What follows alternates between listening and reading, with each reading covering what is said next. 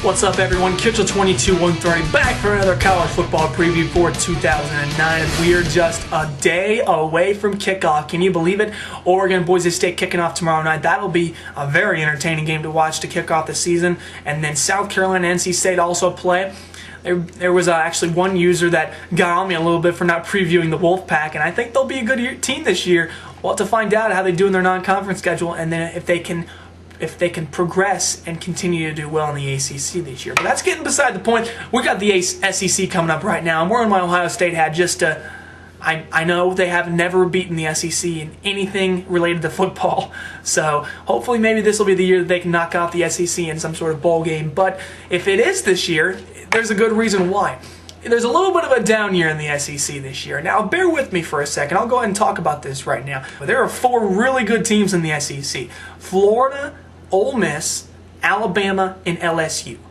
Those are the 4 really good teams. And I think after that, you've got a huge drop-off. I don't think Georgia's going to be that good this year. A lot of people thinking Mark Richt's team's going to be phenomenal. I don't think so. I think the loss of Noshawn Moreno, Matthew Stafford could be pretty big. Other teams that might be good, but on the iffy part, Tennessee obviously getting a lot of pub with Lane Kiffin. I think Arkansas is going to surprise a lot of people this year. Vanderbilt and South Carolina will be decent.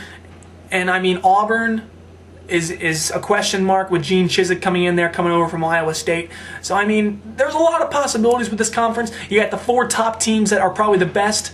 The best 4 top teams anywhere else in the country, but after that, I think it's a little bit of downhill. Let's talk about the MVP race for 2009 in the SEC, and it's not going to even be close. Tim Tebow is going to take the cake in this one. He definitely has a shot at his 2nd Heisman Trophy. Won't be the same as Archie Griffin, though, just because Archie won it 2 years successfully. Tim Tebow had a year in the middle there, but still, Tim Tebow is going to have a great year this year. He's got a ton of talent coming back with him.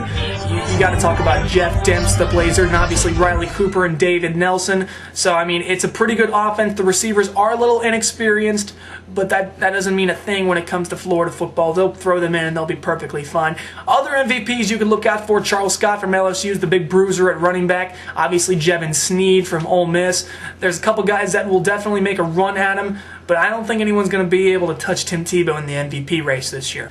Let's talk about best games this year in the SEC. LSU and Alabama. That's going to be the best game this year. It's not Florida, Georgia, the world's largest outdoor cocktail party, even though you're not supposed to call that anymore. I'm going to go to Tuscaloosa. The Bama LSU game is going to be the big one. And that one is, I mean, it's going to decide the West Division title, I think. I don't know if Ole Miss will get in there completely. I think the Tigers and the Tide will battle it out for the championship of the South Division. That's on November 7th. It'll be a good ball game. Jordan Jefferson, can he really take over the reins of this LSU offense? It'll be interesting to find out how he does under the Les Miles system. The best non-conference game, we've already talked about Alabama, Virginia Tech, and Georgia and Oklahoma State, so we want to bring up a new one here. And here's one for you.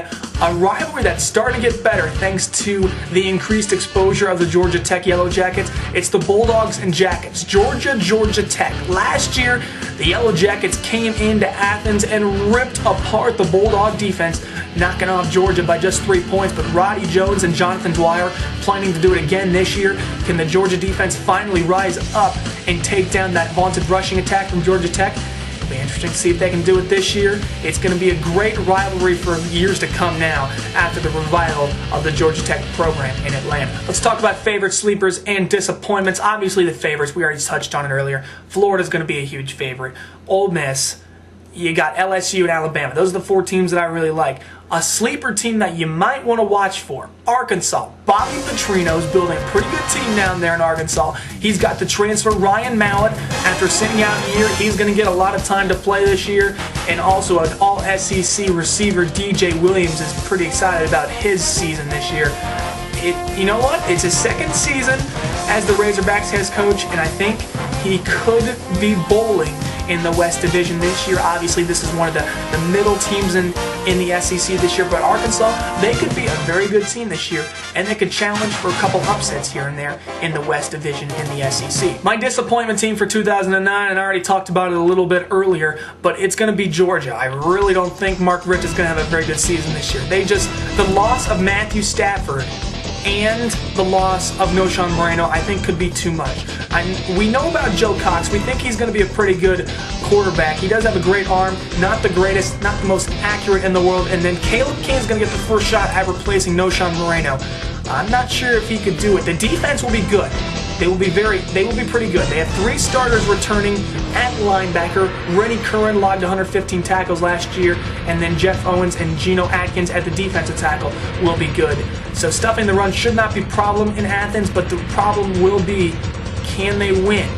That will be the real test and story. Joe Cox was a winner back in high school, finally gets a chance to start in Athens now, but I don't really like Georgia's chances this year, and there's nothing else to say about it. The Bulldogs could have a tough year for 2009, but they'll still go to a bowl. So between the edges, calm down a little bit. They'll still get about 7-8 wins this year. But there's no doubting the best team in the SEC this year is going to be Florida, and they are second to none right now. Tim Tebow is going to have a great offense returning. The defense, we haven't even touched on them yet. The defensive backs, best in the SEC, Janoris Jenkins, Joe Hayden, and then Ahmad Black and Major Wright in the secondary. Major Wright is going to be a phenomenal NFL player.